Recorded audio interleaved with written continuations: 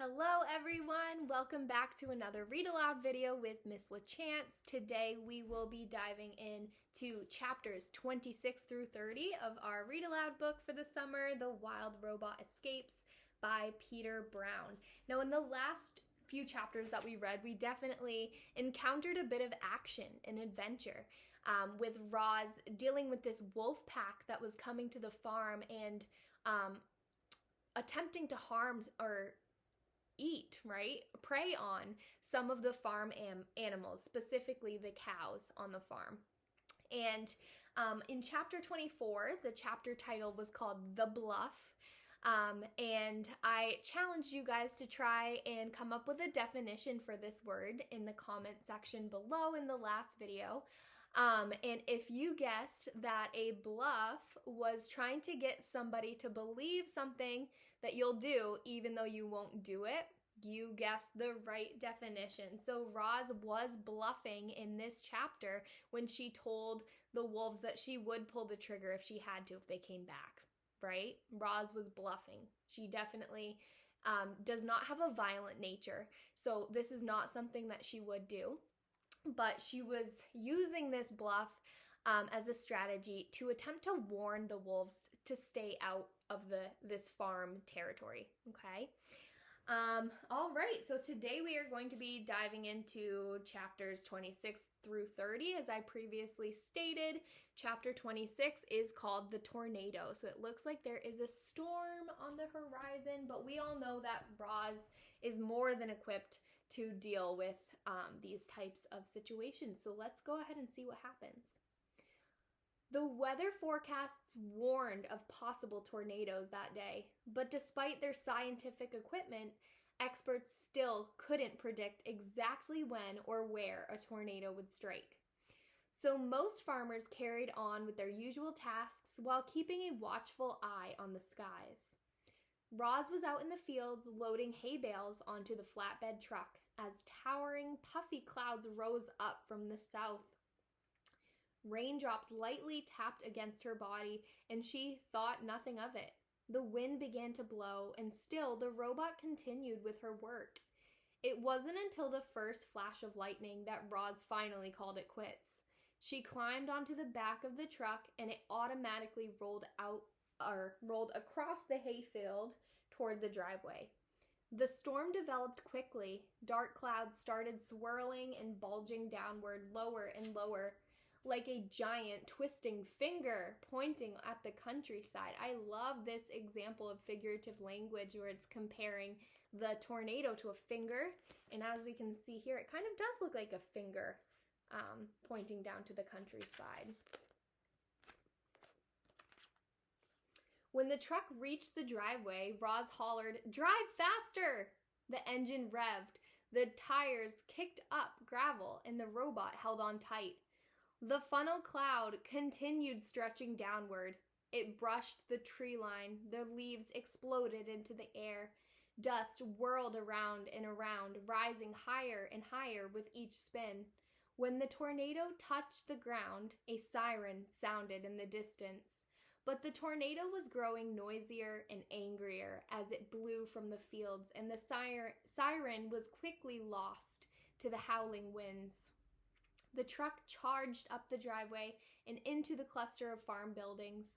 Roz looked ahead at the house and saw frightened faces in the windows. "Go to the storm shelter!" she hollered in her loudest voice. Then she leaped off the truck and ran to help the Sharifs. Leaves and sticks flew sideways, whipping against the robot's body, knocking her off balance. Behind her, the farm buildings rattled and groaned. The milking parlor was shaking violently. With a long, terrible screech, its entire roof peeled off and sailed away on the wind. 4 blurry shapes appeared in the backyard. Mr. Sharif shielded his face and hobbled alongside the house toward the storm shelter. He threw open the door and waved everyone down the stairs. Oscar went first, then Jaya, but Jad wasn't moving. "Come on, Jad!" yelled his father. The boy stood still, shaggy hair flying everywhere, and stared up at the towering, twisting tornado. He used to have nightmares about tornadoes, but this was no nightmare. It was real, and it was getting closer. The clouds swirled faster. The wind roared louder. The trees bent down to the ground. Jad suddenly felt strong arms around him, and Roz whisked him to safety. Mr. Sharif reached up from the inside shelter, desperately grasping for his son. And just when Roz thrust the boy into his father's arms, a blast of wind slammed the shelter door closed and swept our robot away. At first, Roz didn't realize she was in the tornado. She kept expecting to fall back to the ground, but the wind only lifted her higher and higher. She saw the treetops, the rooftops, the faraway fields. More of the countryside came into view with each spin around the funnel cloud. Our robot's survival instincts were blaring in her head, urging her to protect herself. But what could she do? The tornado was in control. The winds whirled her up and around, up and around. Roz could almost imagine what it was like to fly, and she thought of Bright Bill. It seemed her final moments would be spent in her son's airborne world. Roz wasn't the only thing swept away in the storm.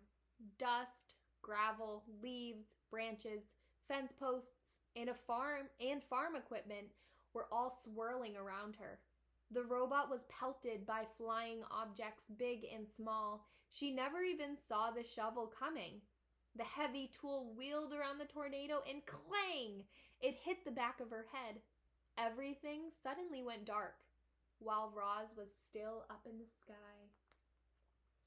Okay, that chapter left us off on a cliffhanger, but luckily we will be reading chapter 27 in today's video. So let's go ahead and continue with this chapter called The Broken Robot. So it appears like Roz may have been harmed during this tornado, and she might have some loose parts or some parts of her body that are not working anymore. So let's go ahead and find out. The Sharifs found their robot powered off, lying in a ditch by the road. Her left leg was crumpled beneath her torso. Her right arm was twisted around a tree trunk, and her whole body was covered in new scrapes and dents. Oh my goodness, Roz has been through such a journey. Together, the family heaved Roz into the bed of the pickup truck where Oscar was waiting. The dog sniffed her broken body while the Sharifs climbed in beside him. Then Rambler turned around. The road was littered with debris from the storm, and the truck had to drive slowly. As they bounced along, Jad pressed the button on the back of Roz's head. She powered up, and her garbled voice automatically said, "Hello, I am Rozum Unit 7134, but you may call me Roz." So it's sounding like her voice is a little disheveled and distorted now because of her injuries. Oscar licked the poor robot's face, and Jad leaned in close. "Roz, can you hear me? Are you okay?" "Hello, Jad. I have broken limbs and minor damage to my computer brain. My systems are now repairing themselves. Please stand by." The robot's glowing eyes pulsed as her recovery program did its job, and before long, Roz sounded like her old self. "My computer brain is now fully functional." Jad wrapped his arms around the robot and sobbed. "I'm so sorry, Roz. It's my fault the tornado got you. Please don't be mad." Now Jaya was crying too. She pulled her brother and her dog and her robot into a big hug. Mr. Sharif wasn't much of a hugger, but he reached over and laid his hand on Roz's shoulder. It seems like Roz is becoming a part of this human family. They stayed like that for some time, quietly holding one another. The shock of the tornado was fresh, and it felt good to be together. Mr. Sharif, I apologize for leaving the farm without your permission, said the robot. The man smiled. No need to apologize, Roz. I'm just glad you're alive. How are the cows? Said Roz. The farm is a mess, but the cows are fine, said Mr. Sharif. We'll take you to the repair shop right now, and you'll be with the herd again soon. Okay, chapter 28 is called The Shop. Okay, so let's see what happens to Roz at the repair shop. It was a small, sleepy farm town. A few trucks glided down the streets. A few humans sat on porches. A few stores lined the main square. Rambler parked in front of a bright white building. Then Mr. Sharif left the children with Roz, and he limped inside. Welcome to the Tech Lab shop, said a woman in a white suit. My name's Nadine. How can I help you? Mr. Sharif was distracted by all the robots on display in the shop. They came in a dazzling variety of designs and sizes and colors. Standing still, eyes glowing, they calmly waited for someone to put them to work. When the man spotted a ROSM unit, he suddenly remembered why he was there. I'm the owner of Hilltop Farm, he said, and we were just hit by a tornado. I heard the siren, said Nadine. Is everyone okay? My family's okay, but I've got a ROSM unit outside who's in bad shape. The woman called over her shoulder. Patch, bring the ROSM unit repair kit. A robot marched into the room, carrying a large case. He looked similar to a ROSM robot, but he was shorter and wider. The word patch was lightly etched on his torso. Mr. Sharif led Nadine and Patch out to the truck where the children were chatting with their robotic friend. Patch quickly scanned Roz's broken body and announced the cost of the repairs. The man stroked his chin, mulling over his options, until the children blurted out, Just fix her! Mr. Sharif nodded, and Patch sprang into action. With smooth, precise movements, the robot gently placed Roz on the ground. Then he grasped her broken arm and her broken leg and twisted. There was a thwip sound as each limb popped loose. Then he took new limbs from the case and thwip popped them into place as well. In a matter of seconds, Roz was whole and back on her feet. Robots never cease to amaze me, said Mr. Sharif, admiring Roz's shiny new limbs. The makers really outdid themselves with these ROSM units, said Nadine. However, you have our most basic unit. Would you like us to upgrade her software or adjust her settings or polish out these scratches? Will that cost extra? Nadine smiled. I'm afraid so. This basic unit is fine, said Mr. Sharif, but I need to order a work crew. Could you send one over to fix my farm? Not a problem, said Nadine. I'll send a crew over immediately. And chapter 29 is called The Aftermath. So remember that word? I believe we have encountered this word before in the previous book. If you don't remember, the word aftermath is kind of like describing what happens after an event or a traumatic event, in this case, of the storm. Hilltop Farm was hardly recognizable. Buildings were flattened. Equipment was missing. Debris was everywhere. The farm had no electricity, and the computer system was down. As Roz picked her way through the rubble, she realized she was off the grid.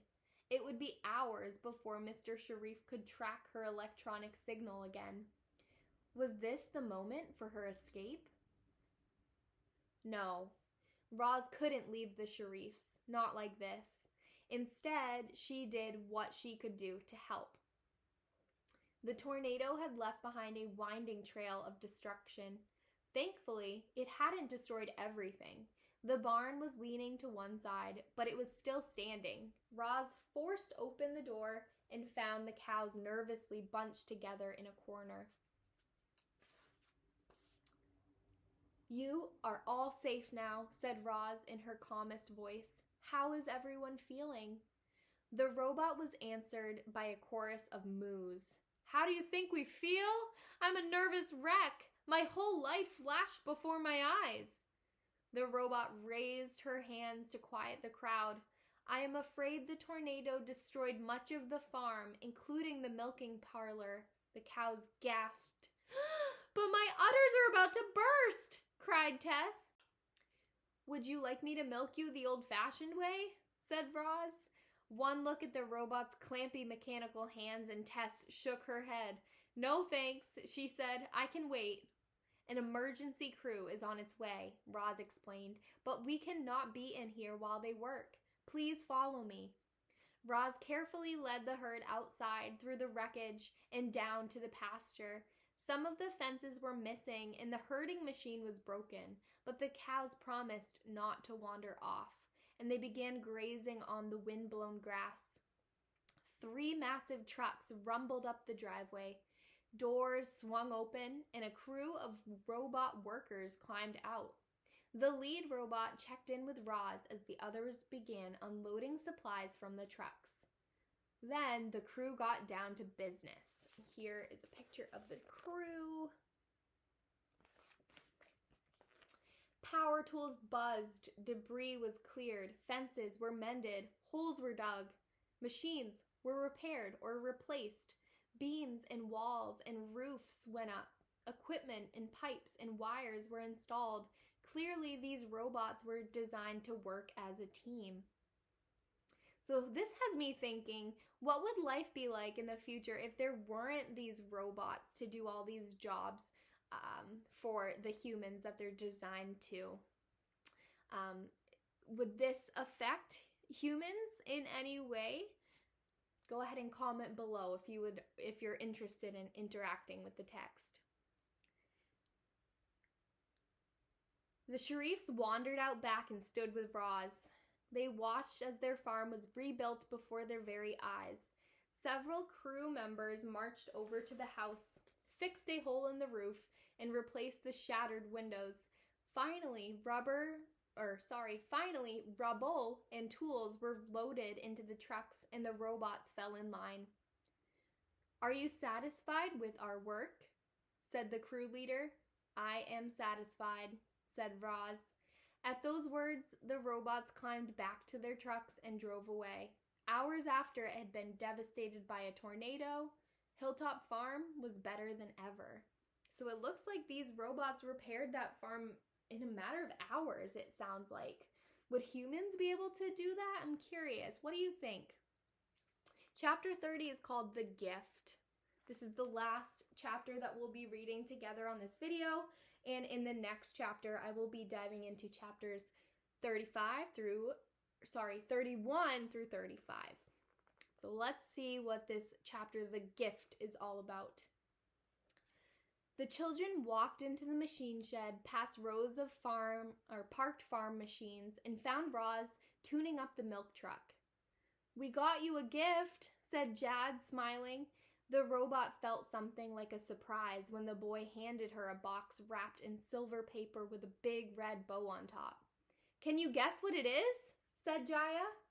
Roz started guessing. A bucket? A rock? A hammer? A turtle? A can of... Okay, you can stop guessing, said Jaya. "Don't forget to read the card," said Jad. Nestled under the bow was a tiny little card. Roz opened it and read the following words. They were written in Jad's messy handwriting. "Dear Roz, thank you for taking such good care of our farm and our family. We spent all our savings on this gift, so you better like it. Love, Jaya and Jad. P.S. Please tell us more stories about the robot on the island as soon as possible." "Thank you for that nice card," said Roz, although the handwriting could use some improvement. Jad rolled his eyes and said, "Open your gift." The robot untied the bow and tore off the paper and lifted the lid from the box. Inside was a tool belt. It was made of dark leather and had a wide strap and different-sized pockets for holding different kinds of tools.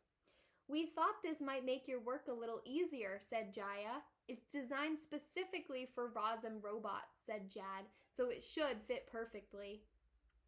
The children helped Roz put on her new tool belt. Rather than going around the robot's waist like a normal belt, it went diagonally around her torso. And here we can see in this picture, nice little compartments to put different tools and such to make her work on the farm a little bit easier. I think this is a wonderful gift from Jaya and Jad, a wonderful thank you gift. Jad looped it over Roz's left shoulder and down around her right hip. Jaya laced the strap through the buckle and tightened it until the tool belt was snug and secure across her chest. "Do you like it?" said Jaya. "I like it very much," said Roz. "Thank you for this lovely gift." The children smiled and hugged the robot. They really seemed to care about her. Roz wondered if they cared enough to help her escape from the farm. One of these days, she would have to risk everything and tell them the truth. For now, however, she did the next best thing. She led Jaya and Jad out to the oak tree and told them another story about the robot on the island. All right, and that was the last page of chapter 30. I'll go ahead and show you this picture again. We have the new and improved Roz with her brand new tool belt. Okay, my friends, so before I end this video, I just wanted to ask one more question. And it seems like in every setting that Roz finds herself in, whether it's the island or the farm, she tends to take on a certain role, okay? So a role can be like a teacher, or a role can be like a sister, right? What kind of role is Roz taking on at this farm? Okay, it might be a similar role to the role that she took on when she was on the island. Okay, and I want you to specifically think about Jaya and Jad and their life that they have described to Roz so far. Okay, they might need somebody that they don't have in their life to take on this sort of role. Okay, so I'm going to challenge you to think of a role that Roz is taking on in this specific part of the book, and it's a very similar role to the role that she took on in the first book in the series, The Wild Robot. Okay, so if you're interested in interacting with the text, you can comment below and answer that question. Otherwise, thank you so much for watching. In the next video, we will be reading chapters 31 through 35, and I will see you then. Bye, friends. Have a wonderful rest of your day.